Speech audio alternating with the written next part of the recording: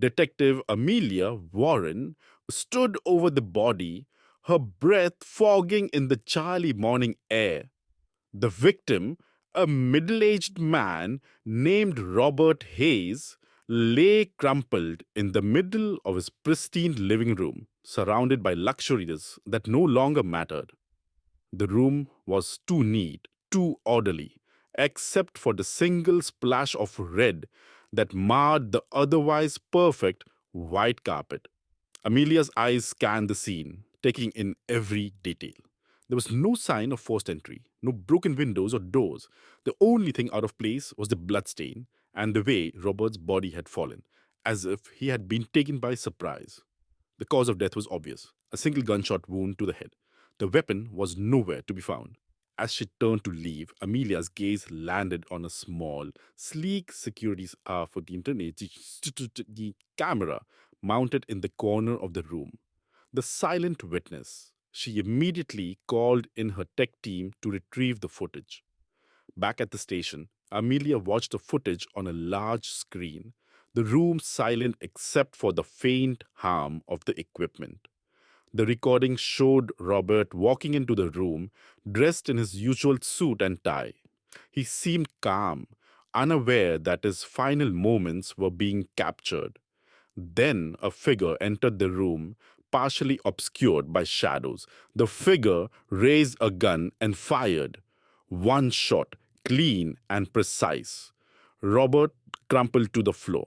The figure then turned to leave, but before exiting, looked up directly into the camera. The face was hidden behind a mask. Amelia rewound the footage, her eyes narrowing on the figure's movements. Something about the way the person moved was familiar. She couldn't shake the feeling that she had seen it before. She called in her partner, Detective Mark Jacobs.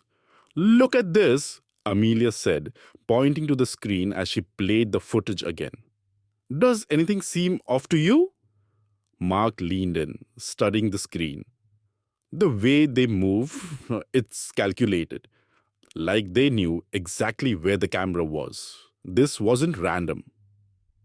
Exactly, Amelia replied.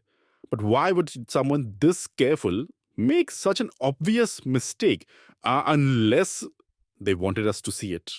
Mark finished, his eyes meeting hers. They wanted to send a message. Amelia's mind raced. But why? And who? They spent the next few hours digging into Robert's life. He was a successful businessman with no known enemies, at least none who would be capable of such an act. His wife Laura was devastated by the news. Her alibi solid. She was out of town visiting a sister. The only other person of interest was Robert's business partner, Alan Price. But he had been in a meeting at the time of the murder with several witnesses to confirm it. Just as Amelia was beginning to feel like they were chasing a ghost, something clicked. The movements of the figure in the video reminded her of someone she had recently interviewed, Alan Price. Amelia and Mark paid a visit to Alan at his office. He was calm, collected, and confident as they questioned him. His answers were smooth and practiced, but there was something in his eyes, a flicker of something darker, that caught Amelia's attention. Do you mind if we take a look at your security footage from the day of the murder? Amelia asked, surprised.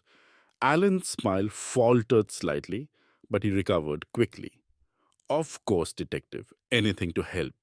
The footage Tishnadar showed Alan in his meeting just as he claimed, but something didn't sit right with Amelia. The timing seemed off. She requested a copy of the footage and took it back to the station. After hours of analyzing the video, Amelia noticed something strange. The timestamp on Alan's footage didn't match up with the time of Robert's murder. It was as if the footage had been altered, but it was done so seamlessly that only someone with a trained eye would notice. She shared her findings with Mark. I think Alan's been lying to us. The footage was tampered with. But why go to such lengths? Mark frowned. To cover his tracks, obviously. But why would he need to do that if he wasn't involved? There's only one way to find out, Amelia said, determination in her voice. We need to bring him in for questioning. The next day, Alan was brought to the station. Amelia and Mark sat across from him in the interrogation room, the air thick with tension. Alan, we know the footage from your office was doctored, Amelia began. We also know that you were aware of the security DR camera in Robert's home. You knew it would capture everything. Alan's confident demeanor started to crack. I don't know what you're talking about, he said, but his voice lacked the previous certainty. We have enough to charge you with tampering with evidence, sir, Mark added. But we want to know why you did it. Why kill Robert? Alan's face hardened. You wouldn't understand. Try us, Amelia said, leaning forward. Help us understand. Alan hesitated, then finally spoke. Robert and I, we had a disagreement. He was planning to cut me out of the business, take everything we built together. I couldn't let that happen. So you killed him, Amelia said, her voice cold, and tried to cover it up. Alan's silence was all the confirmation they needed. As he was led away in handcuffs, Amelia couldn't shake the feeling that something still didn't add up. But for sure, for now, the case was closed. Robert Hayes had been murdered by the one person he trusted most, and the silent witness had helped bring his killer to justice. Amelia stared at the empty interrogation room, lost in thought. The truth had been uncovered, but at what cost? The question lingered in her mind as she prepared for the next case, knowing that in her line of work, the answers were never as clear cut as they seemed.